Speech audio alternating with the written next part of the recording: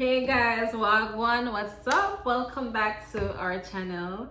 As you know, we've been going back to our relationship topics, and for some reason, the passport bro movement is becoming big.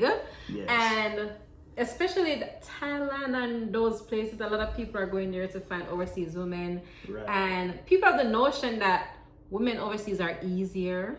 Yes. And I feel like it's just disrespectful to women on a whole, how people are trying to, men in particular, are trying to use that to their advantage. And you know, as a couple that we got together through the passport bro movement, kind of, sort of. yeah. So here's my opinion about the passport bro movement. It, as she said, it marginalizes and stigmatizes American women.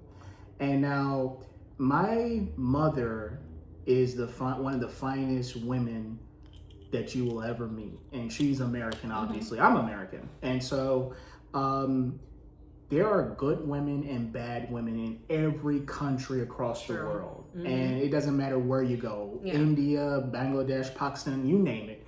There are some fine women, but there are also some very evil women.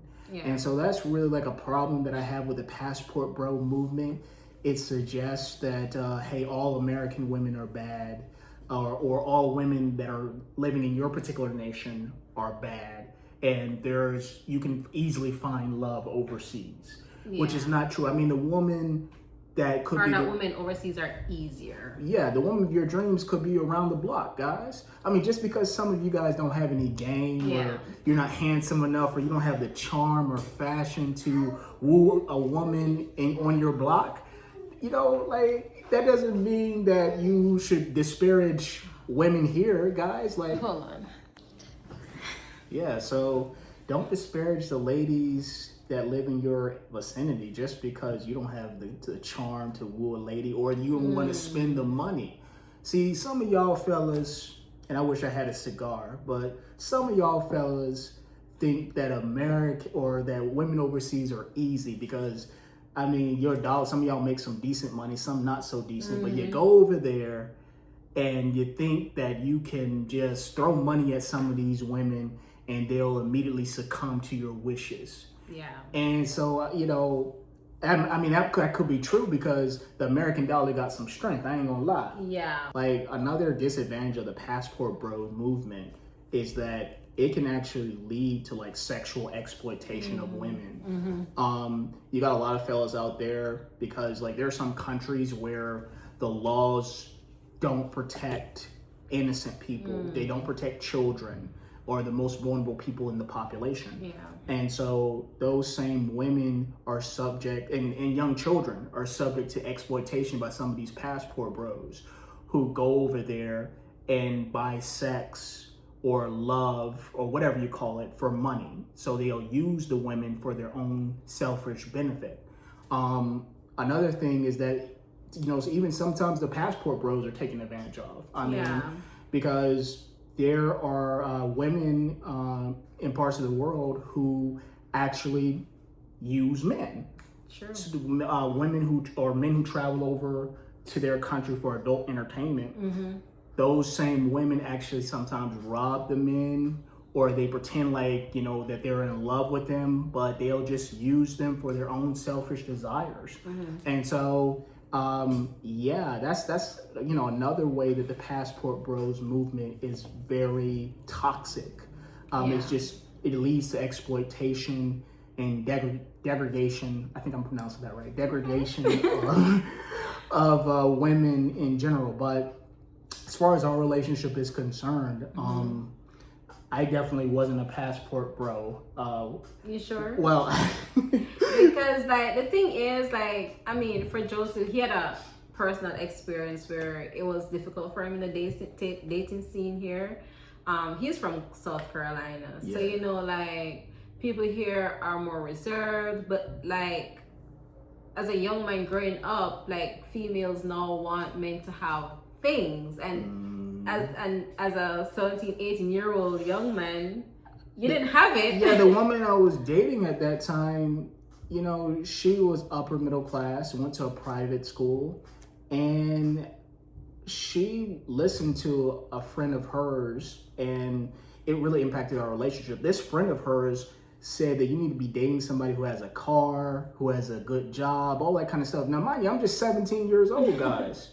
I barely got a pot to pee in, man. So, I mean, yeah, I think sometimes what happens is that there's some individuals who don't see the potential of a person and instead look at them, they kind of judge them based on their current circumstances instead of their future potential. So I think like that's certain things they want now. They want you to have it now. Yeah. And like I think it's unfair for women to do that because I mean we don't have it either. So that's right. But to get back to what we were saying in the beginning, I don't think it's if you're looking for the right one. Like for me, I was educated, I was doing good before we met. So and I definitely didn't make it easy for him. He had to work for this relationship. Yeah. So it depends on what you're looking for. If you're looking for an easy woman, or according to some people trying to take advantage of that fact, sometimes it works out because you'll find that woman from a lesser developed nation, I'm sure, will be more interested in men. Sometimes it's for, as Joseph said, non-legitimate reasons. Probably just want the visa or something. Yeah. But like, they are, let's just say, for the most part, I think it's like easier to communicate with them, and they want less from the relationship, more of like a relationship based on, mutual. I think, all mutual interest as well as emotional support. The reason why my wife is a wonderful Jamaican queen is, I didn't really make up my mind that I was going to date a woman from overseas. Like, God just brought us together supernaturally. And I fell in love with her because she was a really godly woman. She was a beautiful woman. She was intelligent. And she was very, very beautiful. I think I already said beautiful, but she was smart too. So, I mean, we want women who can engage in critical debates. That's kind of like what I want. And so my wife, she's just the epitome of godliness. She just happened to be from a different country, Jamaica. And so, but God has a plan for everyone. And, the Passport Bro movement is for some people, and then it's just not for it. And then for some people it's for, and some people it's not for. But whatever the reason is for you to look outside your country, your culture for a relationship, just make sure it's not to bring anybody else down or to use people. Just make sure that it's mutual and you keep it respectful. You try to learn more about them. Learn about each other, communicate. Like that was the key for us, dating outside of our culture and country on a whole. And that worked out for us, and we're grateful. And so we just want to encourage people because we realize it's becoming such a big thing now. And I think it can be beneficial. I think what I like to end with is that don't try to intentionally find love overseas. I think let destiny lead you. And if you're a Christian, let faith lead you. Because, the Lord will show you who your mate is, whether that be a woman in your neighborhood or somebody on the other side of the world. Because true love knows no barriers. That's a quote that I want you to walk away with. True love does not recognize any barriers, no matter that's cultural barriers. It doesn't matter if somebody's from a different culture. If you're truly in love, you'll forget about those cultural barriers. And that's what we had to do, because there were some cultural differences. That was if you watch our last video, you'll see, you'll hear more about that. But now we're here and we're trying to encourage others to, find legitimate love. That's right. Godly love. Listen, guys, Christ first. That's right. As long as they love Christ first, then the conversations will be easier, and then you'll know if they're for you or not. That's our take on the Passport Bros movement.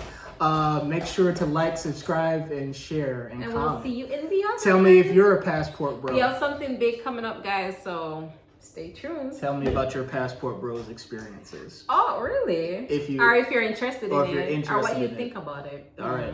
See y'all later.